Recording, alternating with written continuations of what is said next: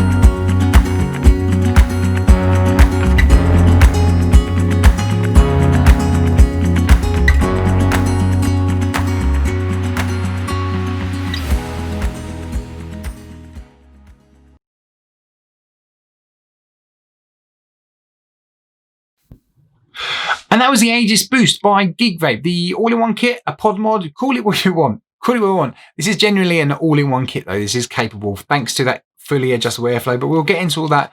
Let's start with the styling and the feel. And I'm going to try my best not to be biased with this because I'm a big Aegis fan. You probably know I've used my Aegis Legend, which is just there.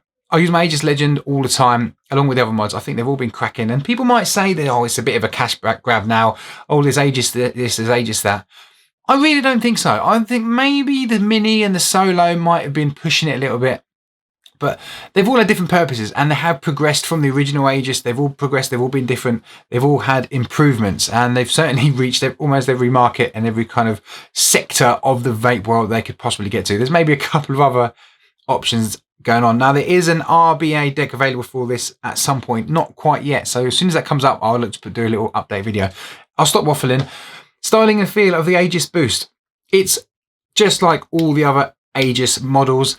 Feels very similar. It is very lightweight. Obviously, it's smaller than the Aegis Legend or the Aegis X.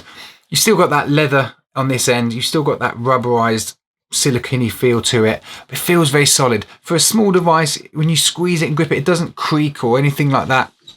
So, yeah, it really matches up with its bigger brothers and sisters. It really does. It's a solid feeling device. Everything clicks in well. The pod clicks in at the top. You literally squeeze that little bit there and off it comes.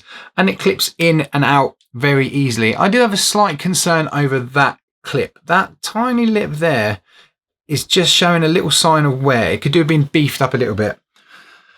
Apart from that, with regards to the styling and the feel, I mean, I think it looks pretty cool and it certainly feels good in the hand. If anything, it feels slightly better than the Smok RPM 40 and the Vinci because it's more curved, it's more ergonomic, and it is very light, very, very light. The battery life is a 1500 milliamp hour internal battery. You cannot remove this battery. Charges from the USB, which is on the side, the typical silicon bungs you see on the Aegis models. The battery life's pretty good. It's comparable to the other two I've just mentioned. You get, at the slightly higher wattages, if you're going around 28 watts upwards, this of course can go up to 40 watts. If you're around 28 watts or higher, you get 300 puffs and you're going to be recharging this. Now, if you lower that wattage, you're obviously going to get more battery life, but you can stick it on charge for half an hour and it'll be halfway charged. It takes around an hour to charge. So you can just pop this on as and when. I haven't had any issues with battery life. 300 puffs lasts me into early evening, maybe a little bit less, depends how your day is. We all vape differently. So if you know how many puffs you do per day, the 300 might sound really low or it might sound really high. So you're going to have to play around with that. It all depends on the wattage and the coil you're using at the end of the day. Speaking of the coils, let's talk about the coils first. 2 coils came in my kit. Now mine was a sample packaging, so that might be a bit different to the retail packaging. The coils are a 0.4 ohm mesh and a 0.6 ohm. Very simple push fit coils. Like I say, you just pop open this pod and you pull it out. You do get a little tool as well to take that coil out. I did make use of it. However, I've got nails, so I am able to pull that out. If you don't have nails, you're going to want to use that tool to get this coil out, because it is in there almost flush. You do struggle to get your nails or your fingers around it. And it's got a little hole in it, so you can stick it on your key ring or whatever and carry it around. So yeah, try not to lose that if you know you're going to rely on it. You do also get a cap for this, but that's in the somewhere. I don't know where it is. I haven't lost it. I know where it is, but I never use it. It's just a little cap. If you want to use it, cool. But there's nowhere to store it when you take it off, so it's very easy to lose. I just don't bother using it, if I'm honest. So that's up to you. The pod has a 3.7 milliliter capacity. I'm assuming the TPD version will be 2 mil. It's very easy to fill from the top here with the silicone bung, and I've had no issues with leaks. And I've also had I haven't even bothered worrying about it, but look, there's no sign of any leaking from the bottom. I had an issue with the Vinci where I was getting all sorts of condensation in here. I've had none of that with this, which is a positive for me, really good, because obviously you get a bit of liquid across those terminals, you're asking for trouble. So that's pod, coils, filling, leaking, battery life, starting, field. Let's give it a little bash. I've got the 0.6 ohm coil in here, 20 watts. Let's go.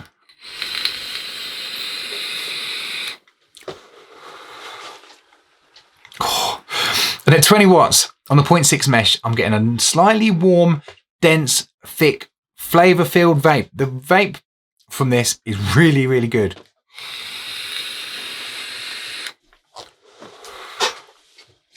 Really enjoying the flavour out of this. It's out of the three, if you were looking at this, the Vinci and the Smok RPM, this one has been the best personally for flavour. Hands down the best for flavour.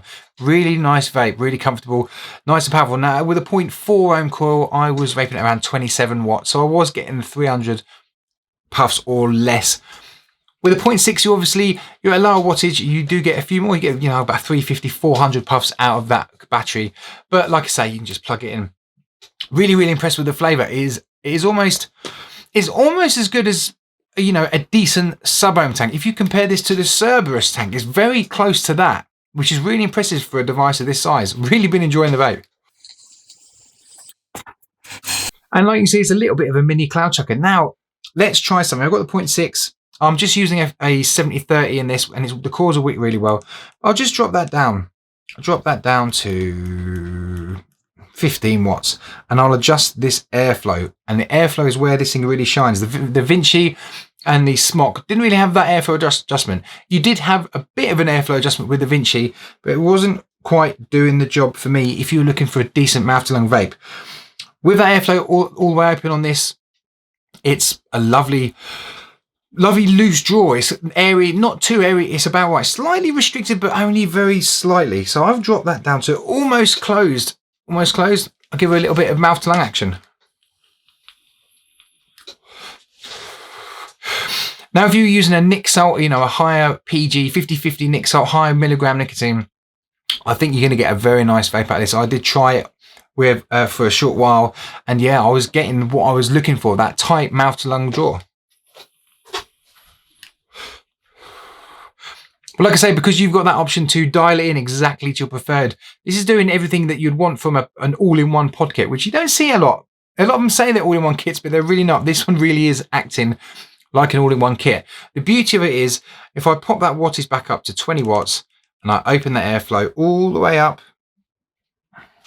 if I just fiddle around there, 20 watts.